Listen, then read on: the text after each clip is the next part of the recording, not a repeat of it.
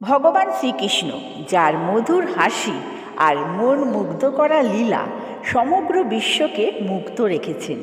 তিনি পৃথিবীতে আবির্ভূত হয়েছিলেন, অসংখ্য অলৌকিক লীলাও দেখিয়েছিলেন এবং তারপর দেহ ত্যাগ করে নিজধামে ফিরে গিয়েছিলেন। কিন্তু প্রশ্ন হলো, তার সেই লীলা শেষ হওয়ার পরেও কৃষ্ণ কি আজও আমাদের মাঝে আছেন? আজ আমরা সেই গভীর প্রশ্নটির উত্তর জানব। তাহলে জেনে নেওয়া যাক।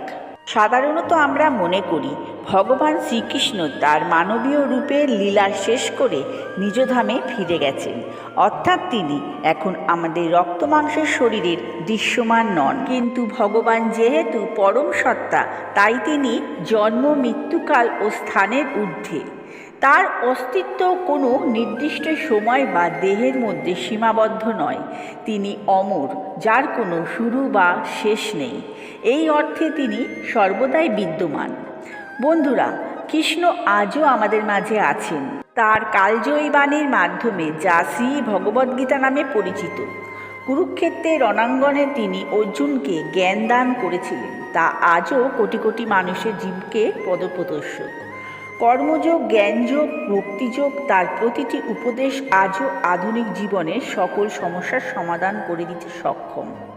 যতদিন গীতার জ্ঞান থাকবে এবং মানুষ তা অনুসরণ করবে, ততদিন কৃষ্ণ তার বাণীর মাধ্যমে আমাদের জীবনে এবং সমাজে সক্রিয়ভাবে উপস্থিত থাকবেন।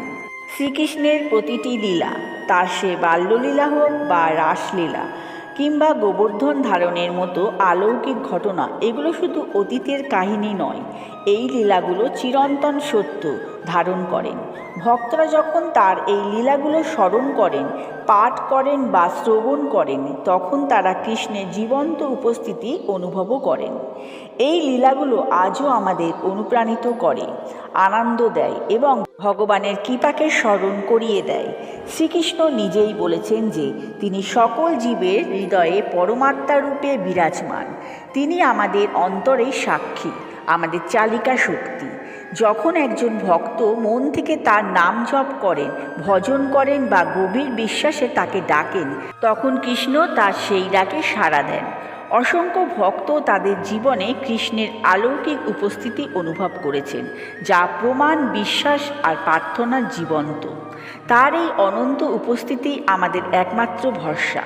সুতরাং বন্ধুরা, ভগবান শ্রীকৃষ্ণ আজও আমাদের মাঝে আছেন।